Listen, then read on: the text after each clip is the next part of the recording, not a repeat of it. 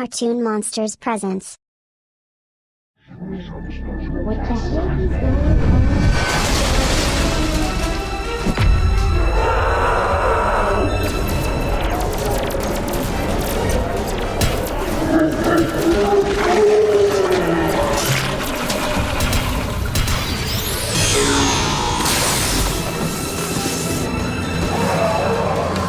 Help! Someone help! I got you.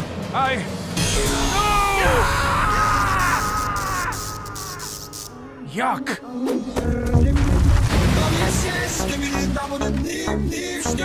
No, please! Leave me alone!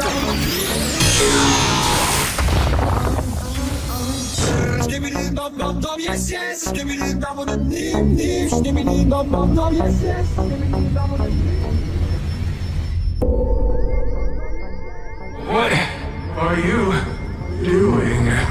I'm connecting with you. We're sharing a mind. Our thoughts are becoming one. Our memories are becoming one. So you can see in your final moments what is going to happen to your people. Let's start from the beginning. I began my life as an innocent child, a real human, with a real body, not this porcelain prison. I was a good kid. I minded my own business. Average grades, average talents. But I dreamed of becoming a DJ. Teachers told me I was musically inclined, and lots of others agreed, just not the other students. God, that guy's such a loser. I wish he'd shut the heck up for once in his life. More like Skibidi Dork. I guess they found my song annoying. They were simply too young to understand my genius. Many great artists aren't appreciated in their time, but it meant that I had to endure some egregious pranks. Hey guys, watch this. Shh. I could handle the occasional name-calling, shoving into lockers. That was nothing. But one day, things escalated. That stupid bully snuck up behind me and he dunked my head in the toilet and he gave me a swirly. At the time, I was disgusted. Of course, I know now that toilets are a thing of beauty, not gross. Ha! Hope you liked your swim. Why did you do that? Because twerps like you need to learn a lesson. Are you? Did you record that? Wait till people see this. You'll be the laughingstock of the whole town. This is gonna go viral.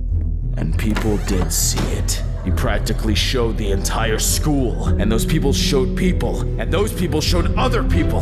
But still, that wasn't enough for him. He wanted to show the world.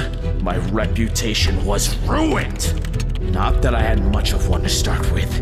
It felt like everyone I'd ever met knew my shame, and it only got worse from there. It never ended. It went on for weeks. It might have been months. I tried as hard as I could to block it out, but it was no use.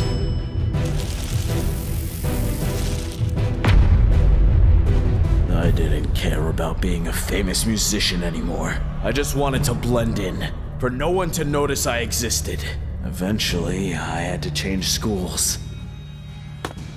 I gave up on my dream. I stopped singing my song altogether. I didn't want to fall victim to these pranks ever again. So when I grew up, I took over the family plumbing business. Not exactly glamorous, but it was honest work. And I got a lot of clients.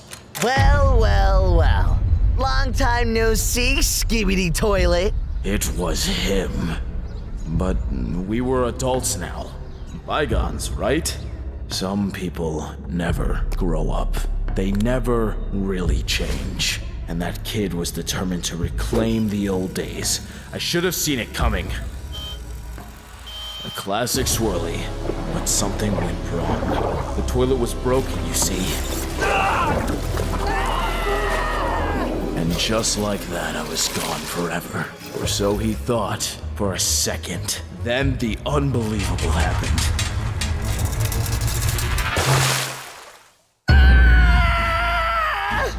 That's right, I survived. Some sort of magic. Perhaps the power of revenge had saved me. at least part of me, and I began to sing. He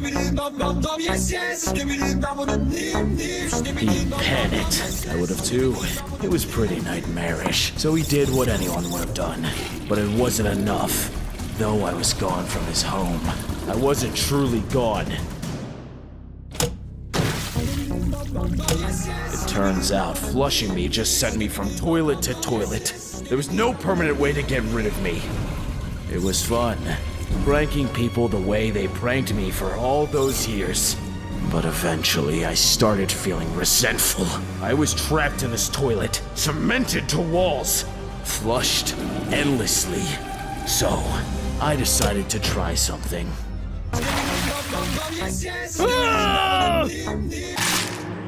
I wondered if I could force others to join me. Skibidi. And it worked! I continued to claim victims.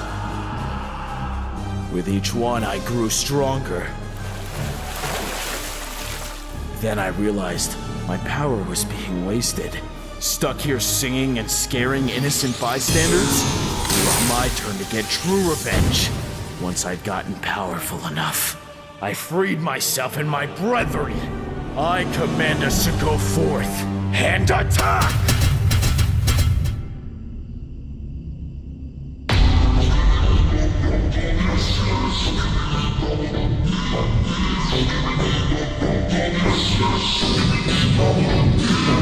Attack!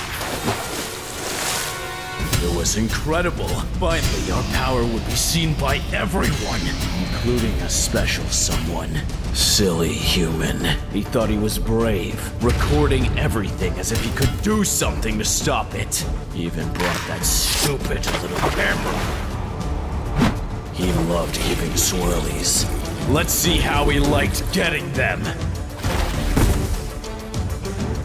He didn't deserve to be part of our army. He could go live out his life as a freak, just like us. But I should not have let him get away, because while I amassed my army, a resistance formed. That awful bully started an underground group of anarchists, bent on fighting back. Not that they were any good.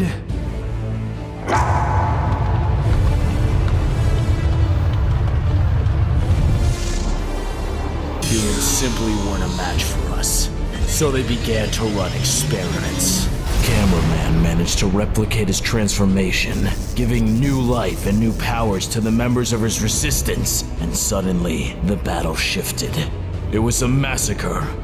We were outnumbered and outmatched. My revolution stopped in its tracks. We were forced to retreat, to regroup and plot a revenge, biding our time, letting our powers intensify and grow, until eventually, we were strong enough to strike back. And that day is now. We are here, more powerful than ever, enacting an ambush designed to wipe you, camera scum, off the face of the earth for good. Over my dead body! I'm fine with that.